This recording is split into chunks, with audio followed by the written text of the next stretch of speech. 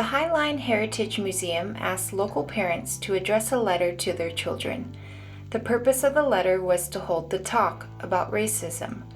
This is how Helena Nguyen, raised in High Point and current bilingual preschool owner and teacher, responded.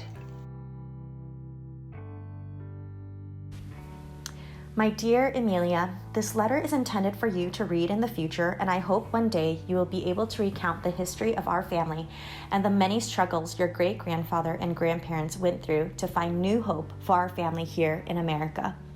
Great-grandpa came to America with not a dime in his pocket. He left his beloved country, packed up his 6 kids and great-grandma, and sailed out into sea, hoping to find the America he dreamed of. Their journey was cut short by Thai pirates who capsized their boat and took them to a Thailand refugee camp where they lived for about a year before being sponsored to America. Now, that is the short and abridged version of your great-grandpa's story, but for now, that will do. Of course, their goal was always to touch American soil. But what happens after that?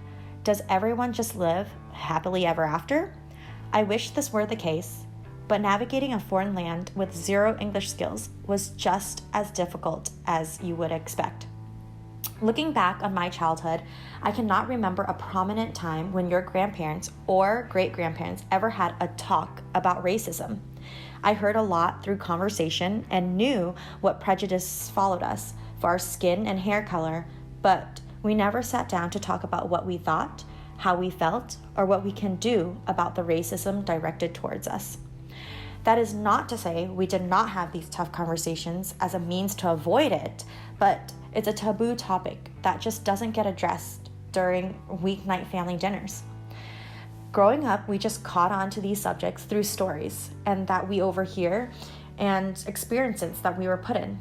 But I think that made us the resilient family that we are now.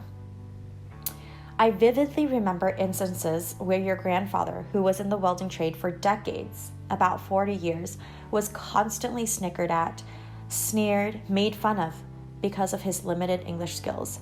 He was and still is one of the hardest working people I know and is insanely skilled in his trade. But due to the lack of his English, was never able to step into a higher managerial role within his company. He was never given the opportunity or even given a second thought, although his work outshined anyone else on his team. I distinctly remember him waking up at 4:30 a.m. on the dot and working 12-hour shifts and bringing in his lunch filled with white rice. I also remember coming in to visit Grandpa's work, and they were instantly impressed with my English skills and that I could pick up on the jokes that were directed towards Grandpa. It was a side I never saw of him, and after that day, it made me realize the gut-wrenching feeling of not being enough.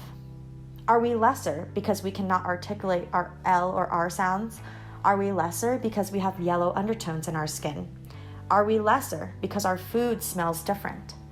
I am quite sure you are smart enough to know the answer to all these questions are no. Sometimes the only explanation I can think of is people are simply scared.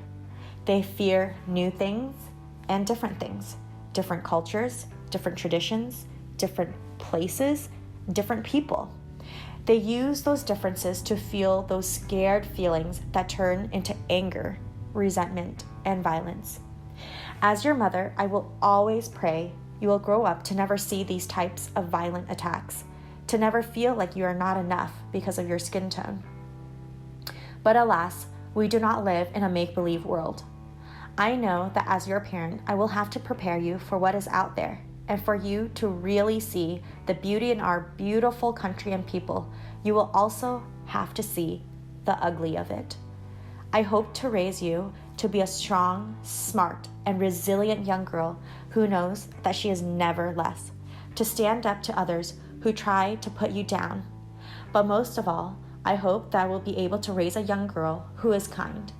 The kindness that will always see the positive in others, and the kindness that can give those who need grace and the time to learn to be better.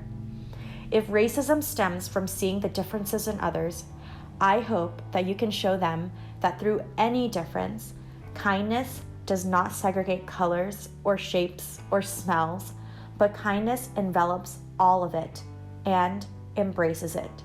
So hold your arms wide open, baby girl, because there is going to be a lot to embrace. Love, your mama.